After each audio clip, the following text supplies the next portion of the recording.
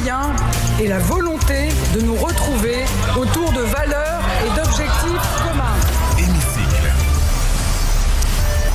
Hémicycle avec Alexis Lacroix. Bonjour Alexis. Bonjour Steve. Et merci de nous rejoindre en direct dans le Grand Journal. Vous êtes le directeur de la rédaction d'Actualité Juive. Alexis, vous nous parlez cet après-midi de cet appel des Girondins Emmanuel Macron, une tribune parue dans les colonnes de Libération et qui regrette le manque d'ambition de la mission confiée à Éric Woerth sur le sujet. Où se situe d'abord le malaise de ces élus ?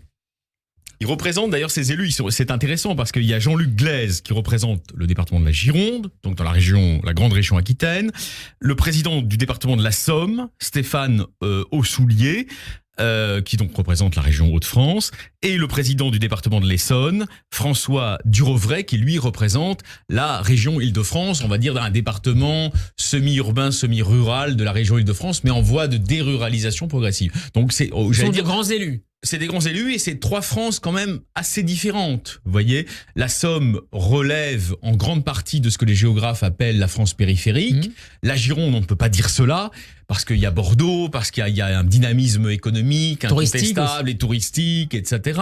Donc c'est plutôt des régions entre guillemets recherchées et en développement économique. Quant à l'Essonne, c'est un département effectivement très actif aussi de la région parisienne, avec ses particularités qui sont qu'effectivement il est en partie rural, tout l'arrondissement d'Étampes est rural. Mais donc, il y a une convergence malgré tout, malgré ces différences, malgré ces disparités de situation. Vous avez absolument raison, il y a des convergences qui sont évidemment soulignées par les auteurs de cet article important. C'est une admonestation à Emmanuel Macron sur deux plans, on va dire, les moyens financiers, les dotations financières réservées aux départements mais aussi aux régions, qui sont, selon eux, insuffisantes dans le projet de loi soumis actuellement à l'étude et qui émane des propositions d'Éric Woerth et de son entourage, de la commission d'Éric Woerth. Ça, c'est le premier point. Et puis, par ailleurs, sur le fond, sur la philosophie, on peut se dire que si ces initiatives sont prises aujourd'hui, c'est parce qu'il y a sans doute le sentiment que, tout en évoquant les sujets liés à la décentralisation,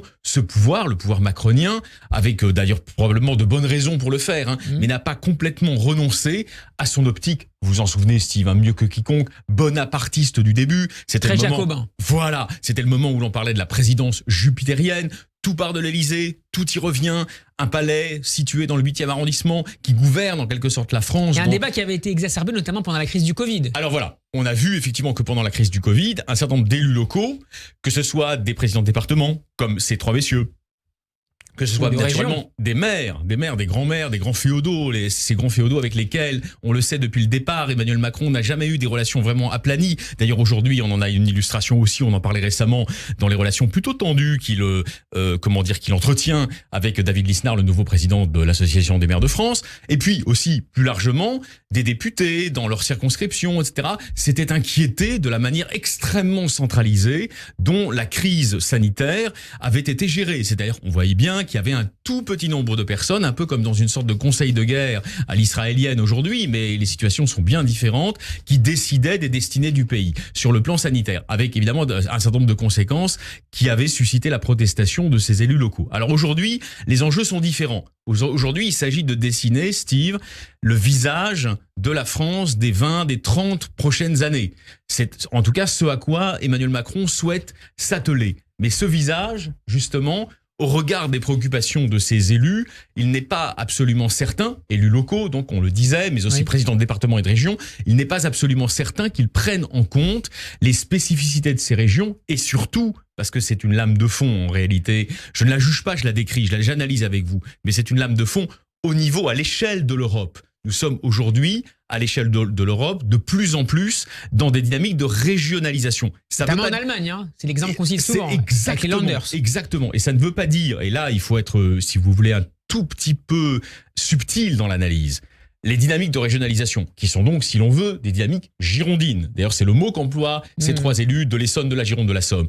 Ne sont pas des dynamiques anti-étatiques, ni même contre l'unité une et indivisible de la République française. Elles ne sont pas dirigées contre la cohésion de la République française. Elles exigent en revanche davantage, pourrait-on dire, de subsidiarité dans les décisions fondamentales.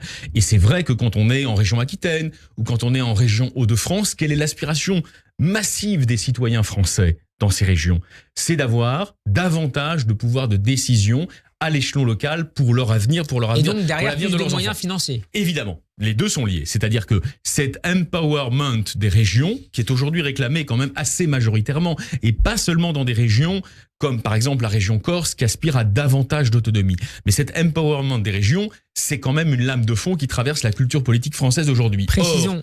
Je vous en prie. Allez-y, terminez. Non, je vous en prie. Précisons que le président du département de la Gironde, justement, Jean-Luc Glaise, qui est à l'initiative de cet appel, rencontre aujourd'hui la ministre des collectivités, Dominique Faure. Tout à fait. Mais la ministre des collectivités, je ne suis pas dans sa tête, mais je sais très bien qu'elle a une feuille de route.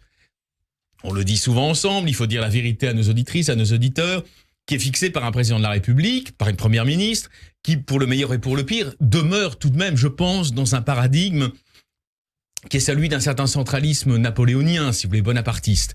Bonaparte, je serai le dernier à vous dire que c'est nul dans l'histoire de France. Vous voyez, Bonaparte, c'est un des grands accomplissements de l'histoire française.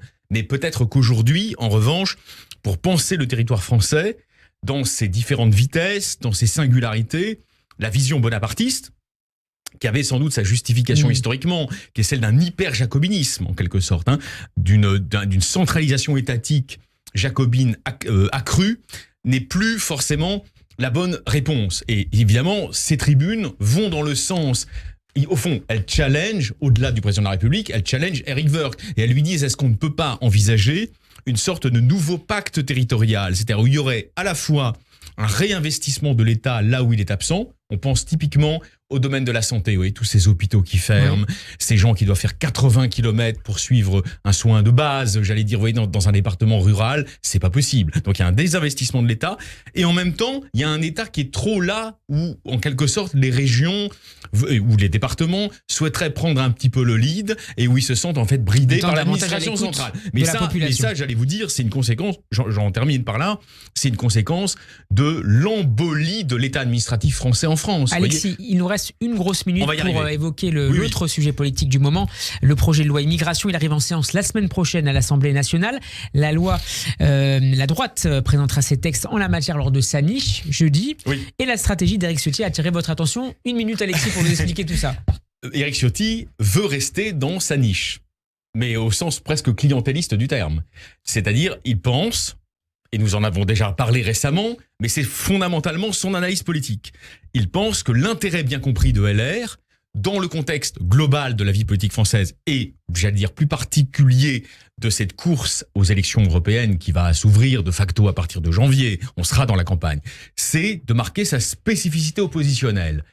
Avec un paysage où il y a déjà beaucoup d'opposition sur le terrain, le RN, LFI, Reconquête, et donc effectivement, il est pas de place pour des concessions. Voilà. Il se dit, si je veux être audible, si je veux que ma formation politique soit audible, et donc se reconstruise aussi, car l'enjeu, c'est de se reconstruire, c'est de faire mieux que Valérie Pécresse à la présidentielle, je rappelle 4,7%.